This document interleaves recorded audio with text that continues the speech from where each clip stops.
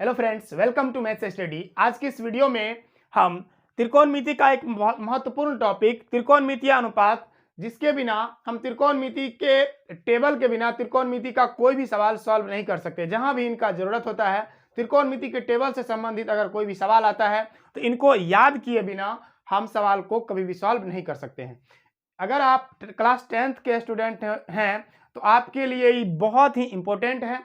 अगर आप class 10th के स्टूडेंट नहीं भी हैं, अगर आप कॉम्पिटिटिव एग्जाम की तैयारी करते हैं तो भी अगर आप त्रिकोणमिति चैप्टर बनाएंगे तो आपको इसकी बहुत ही ज्यादा जरूरत पड़ेगी। तो इसलिए आज की इस वीडियो में हम जो सीखेंगे तरीका, अगर वो तरीका को आप 100% सीख जाते हैं, समझ जाते हैं, पूरे अंत तक वीडियो देख लेते हैं, तो मुझे उम्मीद है कि आप इसको कभी नहीं भूल पाएंगे। तो चलिए इस वीडियो को शुरू करते हैं। आप इस वीडियो को अंत तक एंजॉय करिएगा। मुझे उम्मीद है कि आपको भी बहुत मजा आने वाला है, ठीक है ना। तो चलिए, सबसे पहले हमें साइन थीटा का वैल्यू निकालने के लिए पहला काम आपको क्या करना है कि यहां से 0 से शुरू करके 4 तक लिख देना है।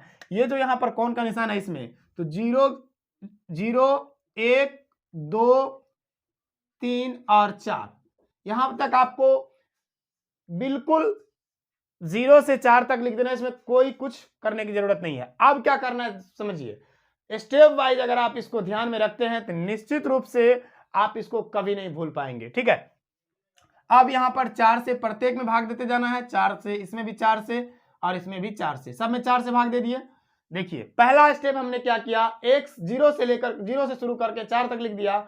दूसरा स्टेप हमने क्या किया कि सब में 4 से भाग दे दिया। उसके बाद हम क्या करेंगे, सब पर रूट चढ़ा देंगे इस तरीके से। इस पर भी रूट चढ़ाएंगे, इस पर भी रूट चढ़ाएंगे, यानी कि सभी पर रूट चढ़ा देना है। ये हमारा तीसरा स्टेप है, ठीक है। अब हमें इन रूट को सॉल्व कर लेना है, और रूट को जो सॉल्व करके हमारा ये आएगा, ये हमारा साइन थीटा का वैल्यू आ जाएगा।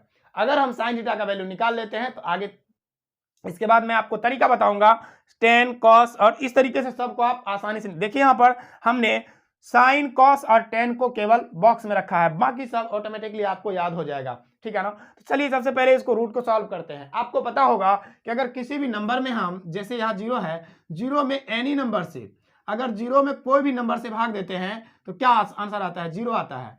तो हम इसको रूट 0/4 को सॉल्व करेंगे।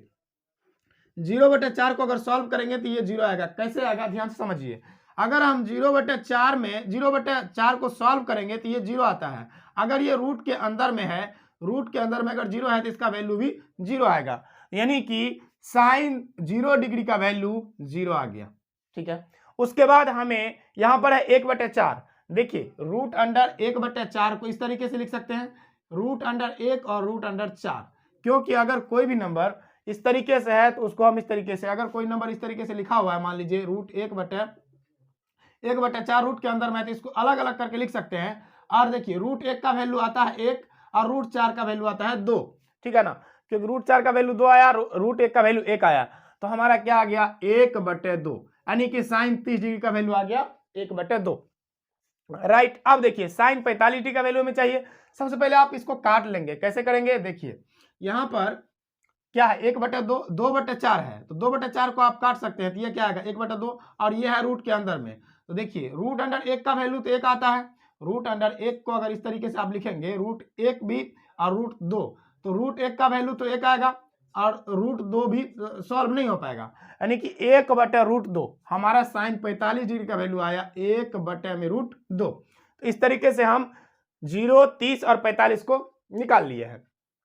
अब हम निकालते हैं 60 डिग्री का वैल्यू। देखिए 3/4, तो इसको हम इस तरीके से लिख सकते हैं, √3/√4, क्योंकि इसको अलग अलग तो लिखा जा सकता है ना। अगर मान लीजिए 3/4 रूट के अंदर में है तो उसको अलग अलग हम लिख सकते हैं, बिल्कुल लिख सकते हैं, कोई दिक्कत नहीं है।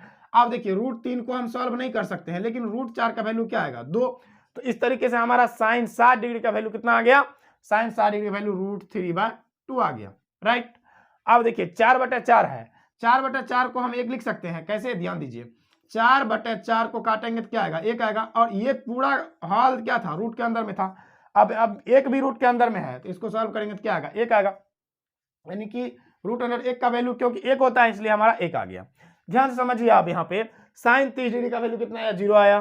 साइन 0 डिग्री का वैल्यू 0 आया, साइन 30 डिग्री का वैल्यू 1/2 आया, साइन 45 डिग्री वैल्यू 1/√2 आया, साइन 60 डिग्री का वैल्यू √3/2 और साइन 90 डिग्री का वैल्यू 1 आ गया। अब देखिए आपको केवल एक ही लाइन यानी कि साइन थीटा का वैल्यू निकालना था, बाकी आप यूं ही याद कर लेंगे। कैसे, ध्यान समझिए।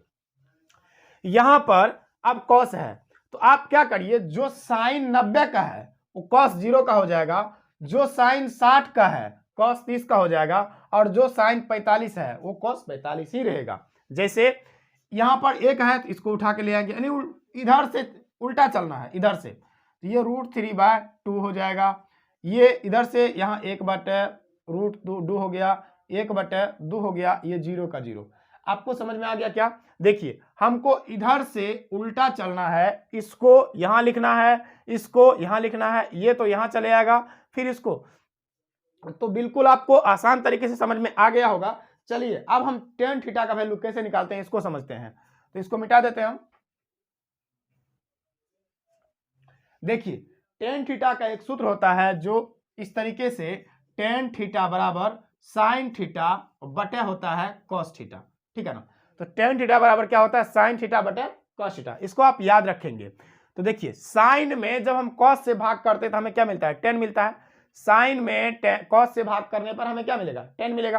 तो आप देखिए यहाँ पर साइन है 0 डिग्री, ये साइन, कॉस है क्या 1 डिग्री, ये 1 साइन है, साइन 0 डिग्री का वैल्यू 0 है और कॉस 0 डिग्री का वैल्यू 1 है। तो अगर हमें टेन 0 डिग्री का वैल्यू पता करना है, मान लीजिए टेन 0 डिग्री का वैल्यू पता करना है, टेन 0 डिग्री का वैल्यू पता करने के लिए क्या करेंगे हम, साइन का जो 0 डिग्री का वैल्यू है उसमें और कॉस का जो 0 डिग्री का वैल्यू है उसमें, साइन के 0 डिग्री में कॉस के 0 डिग्री से भाग देने पर जो उत्तर आएगा वही हमारा क्या आएगा, टेन 0 डिग्री का वैल्यू होगा। तो 0 में जब 1 से भाग देते हैं तो आंसर क्या आएगा, 0 आएगा, राइट। अब 1/2 में भाग देना है √3/2 से, तो देखिए 1/2 इसमें पूरे में भाग देना है कितना से, √3/2 से। तो इसको जब हम सॉल्व करते हैं तो ये इस तरीके से हो जाता है 1/2, ये जो नीचे वाला है ऊपर चला जाएगा गुना में, इस तरीके से 2/√3, तो 2 से 2 कटा, बचा क्या 1/√3, यानी कि हम इसको लिख सकते हैं 1/√3, यानी कि हमारा टेन 30 डिग्री का वैल्यू क्या आया, 1/√3। अब देखिए 1/√2, 1/√2, जब कहीं पर लिखा है 1/√2 और इस पूरे के बटे में 1/√2, तो जब इसको सॉल्व करिएगा तो क्या आएगा, 1/√2 गुना √2/1, ये कट जाएगा पूरा। इसका पूरा का आंसर क्या आ जाएगा, 1। यानी कि आप सीधा समझिए जो यहाँ पर नंबर है वही यहाँ पर है, सेम संख्या में अगर हम भाग देते हैं तो आंसर क्या आता है, 1 आता है। उसके बाद देखिए √3/2 में भाग करना 1/2 से, तो इनको भी देखिए सॉल्व कर लेंगे आराम से। बिल्कुल आप एकदम कंसेप्ट इसको दिमाग में बैठा लीजिए, इस कंसेप्ट को आप कभी भी इसको नहीं भूल पाएंगे। चलिए देखिए यहाँ पर क्या है कि √3/2 और इसमें पूरे में भाग देना है 1/2 से, तो जब इसको सॉल्व करते हैं हम तो क्या होता है, ये ऊपर वाला को कुछ भी नहीं कहेंगे, ये ऊपर वाला जो है इसको कुछ भी नहीं कहेंगे, चेंज किसको करेंगे, इसको ऊपर भेज देंगे और इसको नीचे, तो 2 से 2 कटेगा। अब हो गया √3/1, तो 1 जनरली लिखते नहीं है, तो ये क्या होगा हमारा √3, यानी कि हमारा टेन 60 डिग्री का वैल्यू आ गया √3। अब देखिए 0 से भाग देना है 1 में, अगर किसी भी नंबर में हम 0 से भाग देते हैं उसका उत्तर आता है अपरिभाषित, अपरिभाषित, समझ में आ गया, या इनफिनाइट, तो इसको लिख सकते हैं आप अपरिभाषित, ठीक है ना, या इस तरीके से सिंबल आप दे सकते हैं, दोनों में से कुछ भी आप यूज कर सकते हैं। यानी कि हमने एक ट्रिक के माध्यम से साइन 30 डिग्री का, ये साइन का वैल्यू पता किया, उसके बाद इसको यहां से पलट दिए, इसका जो 90 था वो 0 हो गया, जो 60 था 30 हो गया, 45 का 45 ही रहा, जो 30 था वो 60 हो गया, जो 0 था वो 90 हो गया। अब हम साइन में भाग दे करके, साइन में कॉस से भाग दे करके 10 निकाल लिया। अब हमें आगे निकालना है क्या, कोसेक, सेक और कॉट। देखिए आपको एक और बात याद रखनी है कि यहां पर जो है साइन को हम लिख सकते हैं, साइन थीटा को लिख सकते हैं 1/कोसेक थीटा, ठीक है। यानी कि अगर जो साइन का वैल्यू होगा उसके 1 के बटे में कोसेक को लिखेंगे, या ऐसे कहें तो पलट देंगे। जैसे मान लीजिए यहां पर है कि √3/2 है, √3/2 है sin 60 डिग्री का। तो इसको अगर हमें कोसेक में ले जाना है तो हम क्या करेंगे, 2/√3 कर देंगे। ये चीजें आपको समझ में आ गई, ठीक है ना। आप इसको याद रख सकते हैं कि साइन का उल्टा होता है कोसेक। और देखिए साइन का उल्टा कौन होगा, साइन का उल्टा हो गया आपका कोसेक, ठीक है। और इसका कॉस का उल्टा हो गया आपका सेक, और टेन का उल्टा हो गया कौन, कॉट। साइन को हम इस तरीके से लिख सकते हैं, और उसके बाद कॉस को लिख सकते हैं, कॉस थीटा को 1/सेक थीटा। अगर कहीं पर लिखा हुआ है, मान लीजिए यहां पर है कॉस का, कॉस 30 डिग्री का वैल्यू है √3/2, तो हम इसको लिख सकते हैं 2/√3, ठीक है ना। ये चीजें आपको समझ में आ गई। देखिए अब आसानी से हम इसको सॉल्व कर सकते हैं, बहुत ही आसानी से। जीरो का उल्टा क्या होता है, देखिए जीरो को अगर हम जीरो को इस तरीके से लिखे 1/0, इसका मतलब क्या हुआ, इसका मतलब ये हुआ कि ये अपरिभाषित। अगर जीरो को 1/0 लिखते हैं, इसका मतलब होता है कि एक में अगर हम जीरो से भाग देते हैं, इसका उत्तर क्या आएगा, अपरिभाषित। तो याद, वैसे भी आपको याद रखना है कि जीरो का उल्टा हमेशा अपरिभाषित होता है। तो जीरो का उल्टा अपरिभाषित, जीरो का उल्टा क्या आया, अपरिभाषित। उसके बाद देखिए 1/2 को लिख सकते हैं 2/1, जनरली हम 1 नहीं लिखते हैं, तो इसका मतलब क्या हो गया, 2 हो गया, सिंपल। 1/2 को लिख सकते हैं √2, और √2 के बटे में 1 लिखे या ना लिखे कोई फर्क नहीं पड़ता है। उसके बाद √3/2 को लिख सकते हैं 2/√3। उसके बाद 1 का उल्टा 1 ही होगा, क्योंकि हम 1 को अगर इस तरीके से लिखते हैं 1/1 तो कोई फर्क नहीं पड़ता है, ठीक ना। तो 1 का उल्टा हमेशा क्या होगा, 1 होगा, हमेशा आप याद रखिएगा।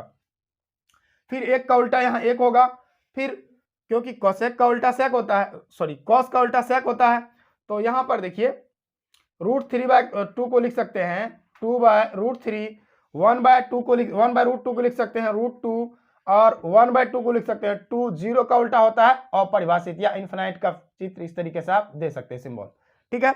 अब निकालना हमें कॉट का, तो 10 का उल्टा क्या होता है, कॉट होता है। तो जीरो का उल्टा इन्फिनाइट यानी अपरिभाषित, 1/√3 का उल्टा √3, 1 का उल्टा 1, √3 का उल्टा 1/√3, ठीक है ना। और अपरिभाषित का उल्टा 0। अपरिभाषित का उल्टा हमेशा 0 होगा, जीरो का उल्टा हमेशा अपरिभाषित होगा। तो आप इस चीज को हमेशा याद रखिएगा। अगर आप इस तरीके को अपनाते हैं और इस पूरा वीडियो को आपने अभी तक देखा है, तो निश्चित रूप से आपका कॉन्फिडेंस लेवल दुगना हो जाएगा और आप इस टेबल को कभी नहीं भूलेंगे। तो मुझे उम्मीद है कि आप कभी भी इस चीज को आप नहीं भूलेंगे अगर आपने पूरा वीडियो देखा है। तो इस वीडियो को देखने के लिए थैंक यू।